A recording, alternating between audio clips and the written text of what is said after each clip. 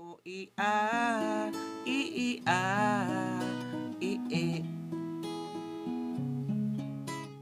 Hello guys, welcome sa ating bagong video tutorial. At tuturo natin sa inyo ngayon ay yung kantang Blue ng May Yungkay, pero yung cover ng O, I, A, Cat. Okay? So ito kasi yung umuuso ngayon guys. Sigurado ako na nagtataka kayo paano kaya yung gitara ng O, I, A, U. Okay? So para meron kayo guys na pangkatuwaan, itugtog nyo yan sa mga kaibigan nyo, siguradong ma-amaze sila. Okay? So, yan. So, ilalagay nyo yung mga kapo guys sa 4th fret. So, 1, 2, 3, 4, and then good to go na kayo. Okay? So, parinig ko muna saglit sa inyo para may idea kayo kung tuturo natin ha. So, doon yung madasamay. O, I, A, I, A, I, E.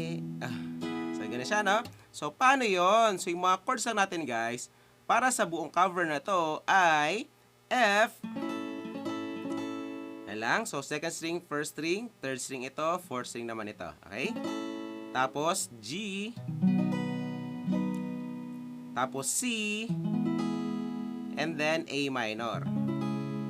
Okay? So, yan lang. Yan lang apat na chords na yan ang gagamitin nyo para sa cover na yan. Okay?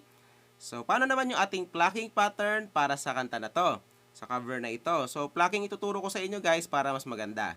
So, ganito lang. Gagawin nyo lang guys sa lahat ng F ay so, numbering natin guys lagi ay yung number na string. So, 6, 5, 4, 3, 2, 1. Okay? So, ang gagawin nyo lang guys sa lahat ng F ay 4, 3, 2, 1, 2, 3. Ganun lang. Pababa lang. Simula lang sa base na 4. So, 4, 3, 2, 1. Pababa. Tapos pataas. 2, 3. Okay? Tapos, sa G naman, ay gagawin nyo lang ay 6 na, tapos 3, 2, 1, 2, 3. Okay? So, ganun lang. Ulitin natin. 6, 3, 2, 1, 2, 3. Tapos, sa lahat ng C, ay magiging 5 na yung base niya. So, 5, 3, 2, 1, 2, 3. Okay? Tapos, yung pinaka-last ay yung A minor. Ganun din. Pareho lang siya sa C.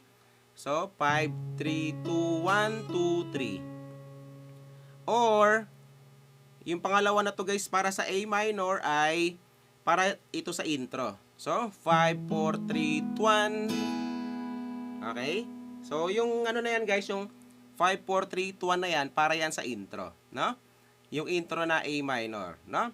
So, bago pumasok yung chorus. So, 5, 4, 5, A minor. 5, 4, 3, 1. Okay? So, yan. So, para mas makuha nyo guys, pasadaan natin yung mga intro para mas makuha nyo yung A minor na yon na pangalawa. Okay? So, yan. So, pwede nyo ako sabayan guys, no? So, ano ba yung lyrics ito? So, O, I, A, I, A, I, E. Ay, sorry. Yan, yung sinasabi ko na pangalawang plucking pattern ng A minor. Para lang yan sa intro. Tapos, pagka pumasok na yung chorus yung U, I, A, U, I. So, yung unang plucking na ng A minor yung gagamitin nyo. So, U, I, A, U, I, I, A, U, A, I, A, I, O, U, A. Okay, so ganun na siya na okay? So, ganun lang siya guys, no? Paulit-ulit na lang yan guys hanggang matapos na yung cover. Okay? So, yan. So, enjoy sa bagay nyo matutugtog guys. Kita tayo sa next video natin. Bye!